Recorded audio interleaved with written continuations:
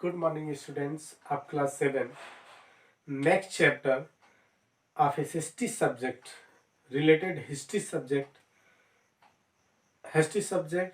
of second chapter, New Kings and Kingdom. यानी ये SST के हिस्ट्री सब्जेक्ट से related second chapter new kings and kingdoms है. Specially इसमें we will study about Rajput rulers and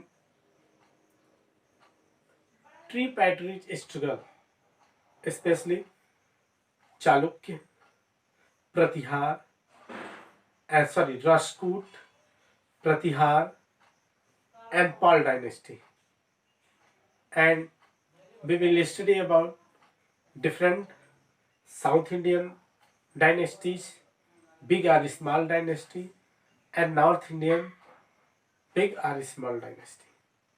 So let us go. First, Rajputs. Rajputs were a group which played an important role in the history of medieval India. अगर हम medieval India की बात करें, medieval history की बात करें, तो बिना राजपूतों के अध्ययन के मेडिवल हिस्ट्री अनकम्प्लीटेड है.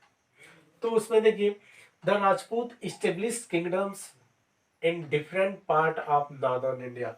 राजपूतों ने जो नॉर्थ इंडिया है, नॉर्दर्न इंडिया के डिफरेंट पार्ट में डिफरेंट राजपूत किंगडम को इस्टेब्लिश किया था. उसमें से जो है आपका कुछ मोस्ट नॉर्दर्न राजपूत डायनेस्टीज के एग्जांपल्स हैं यहाँ पे. Important rulers dynasty Rajput. The Paramars of Malwa.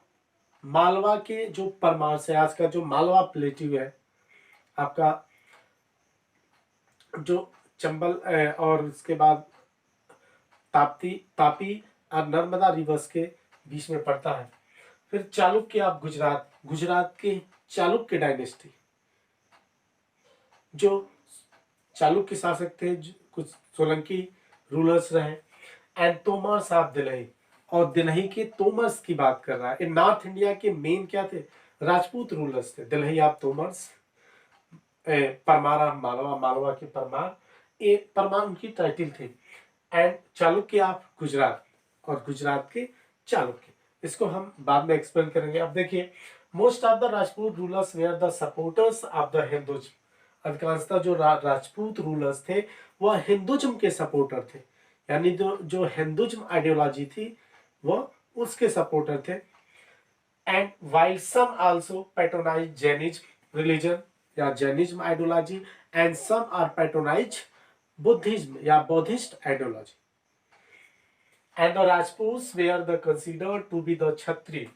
और राजपूत अपने को, स्पेशली जो राजपूत थे, यह क्या थे? यह क्षत्रियों के पैरेलल, यानी कि इंडिया की जो सबसे वॉरियर्स में से एंशियंट जो ग्रुप है, कास्ट है, वह है Kshatriya. And they were divided into the two vansh. Specially रूप से जो राजपूत है, जो क्षत्रिय है, इन्हें स्पेशली टू वंश में डिवाइड किया गया है. एक चंद्रवंशी और अदर इज सूर्यवंशी.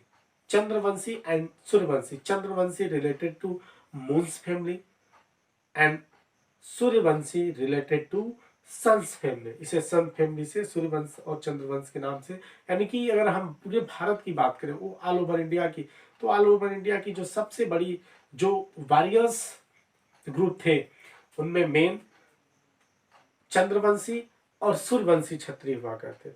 यह क्षत्रिय बाद में जो राजपूतों का उदय हुआ, राजपूतों का इमर्जेंस हुआ, तो राजपूत जो है, यह क्या है? क्षत्रियों की ही एक प्रजाति है, मतलब क्षत्रियों के पैरेलल ही. बाद में इनका चल के स्पेशली राजस्थान, गुजरात और दिल्ली के आसपास से बिलोंग करते हैं. लेकिन जो क्षत्रिय हैं, चंद्रवंशी और सूर्यवंशी, ये क्या है? ऑल ओवर इंडिया में डिस्ट्रीब्यूट है. और इनसे जो किस कास्ट से जो सब कास्ट है, जैसे डिफरेंट क्षत्रियों में जो कास्ट है, सूर्यवंशी एंड चंद्रवंशी के अलावा सनेद, बिसेन और जो भी अदर है, ये तो राजपूत हिस्ट्री और क्षत्रिय हिस्ट्री जो होगा उसके अंतर्गत. बट हम लोग यहाँ पे नॉर्मली देखिए, they were divided into the two vansh, Chandravanshi and Suryavanshi. Suryavanshi related to sun family and Chandravanshi related to moon's family. And they give rich donation and land grant. इन्होंने क्या किया? जो वैसे टेम्पल्स थे, टेम्पलों को ग्रांट दिया, डोनेशन प्रोवाइड किया, जो ब्राह्मण्स थे ब्राह्मण्स को भी डोनेशन दिया, गिफ्ट प्रोवाइड किया, लैंड प्रोवाइड किया। And temples and the Brahmins, यानी ब्राह्मणों और टेम्पल्स को बहुत बड़े पैमाने पे राजपूतों ने और क्षत्रियों ने क्या किया, दान देने का प्रयास किया, दान देने का काम किया।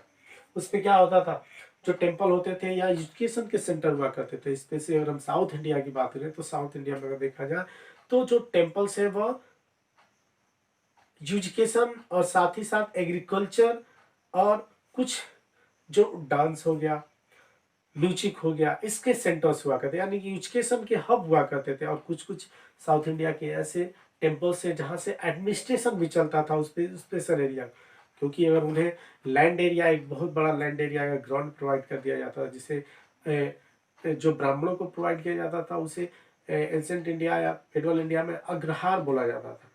अग्रहार यानी कि जो उन्हें दे दिया, और टोटल जो पावर होता था उनको प्रोवाइड कर दिया जाता था। वो टैक्स फ्री एरिया हुआ करता था, जिससे वो अपना टैक्स लेकर थे, उसी से अपना जो भी स्पेंड करना रहता था, जिनको दान दिया जाता था वो करते थे, जो टेम्पल होते थे। तो ये आपका रहा, स्पेशली हम लोगों ने इसमें राजपूत के बारे में कुछ जाना। अब नेक्स्ट जो वीडियो रहेगा वो रहेगा स्पेशली रूप से जो ट्री पैरिटीज स्ट्रगल हुआ, स्पेशली नॉर्थ इंडिया में, किसको, स्पेशली कन्नौज को लेके 606, यानी कि जब हर्ष की 646 में के आसपास जो नॉर्थ इंडिया का सबसे इम्पोर्टेंट रूलर्स था और जिसका डायनेस्टी बहुत ही बड़ा था, एक बिग डायनेस्टी थी हर्ष डायनेस्टी। तो हर्ष की डेट आफ्टर नॉर्थ इंडिया क्या हुआ, डिफरेंट स्मॉल स्मॉल स्टेट में डिस्ट्रीब्यूट हुए, क्योंकि सेंट्रल वीक पड़ा। तो जो गवर्नर थे उस सेंट्रल के अंडर में जो स्टेट थे, उन्होंने अपने को क्या किया, फ्री डिक्लेयर कर दिया।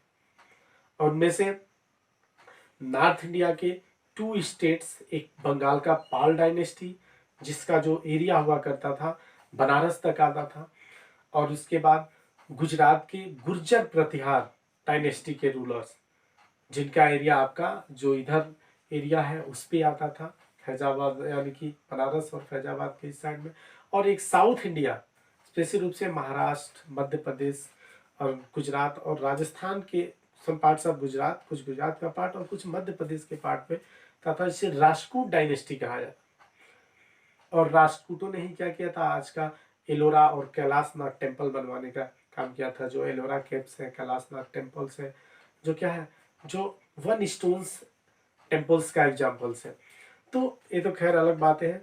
तो इनके बीच क्या हुआ, जो हर्ष की कैपिटल थी हरियाणा में जो थानेश्वर था, वहां से कन्वर्ट करके हर्ष ने क्या किया, बाद में कन्नौज को, जो प्रेजेंट टाइम में यूपी का एक डिस्ट्रिक्ट है, या गंगा और यमुना रिवर्स के बीच में एरिया पड़ता था, और कन्नौज इस समय बहुत बड़ा, और वो क्या था, वह कैपिटल थी हर्ष डायनेस्टी की। और चूंकि गंगा और यमुना रिवर्स के दोआब में पड़ने से, बीच में पड़ने से एरिया फर्टाइल था, और फर्टाइल के कारण यहाँ पे क्रॉस प्रोडक्शन हाई लेवल पे होता था। और साथ ही साथ कन्नौज क्या कहता था, western India, eastern India, north India और साउथ इंडिया के लिए हब हुआ करता था। एक वहीं से जो भी रास्ते होते थे उस समय के एंशिएंट टाइम के, मेडुअल टाइम के, वो गुजरते थे। तो उसको लेके कन्नौज पे को ऑक्युपाइड करने को लेके, उस पे कब्जे को लेके प्रतिहार, गुजरात के गुर्जर प्रतिहार शासक, बंगाल के पाल डायनेस्टी के रूलर्स और साउथ इंडिया के राजपूत रूलर्स के बीच में क्या हुआ, समय समय पे युद्ध हुआ। कभी कन्नौज गुर्जर प्रतिहारों के पास रहा, कभी पालों के हाथ में रहा, और कभी राजपूतों के हाथ में रहा। लेकिन स्टार्टिंग में पहले तो गुर्जर प्रतिहारों के पास था, लेकिन लास्ट में भी जब कभी एक टाइम ऐसा था जब बंगाल के पाल शासकों के अंतर्गत रहा, फिर राजपूत डायनेस्टी के कंट्रोल में रहा, लेकिन लास्ट जो कब्जा रहा वह लास्ट में गुर्जर प्रतिहारों का ही कन्नौज पे कब्जा है। तो नेक्स्ट चैप्टर में इसको हम और अच्छे से एक्सप्लेन करेंगे और नेक्स्ट टॉपिक लोग पढ़ेंगे। Thank you.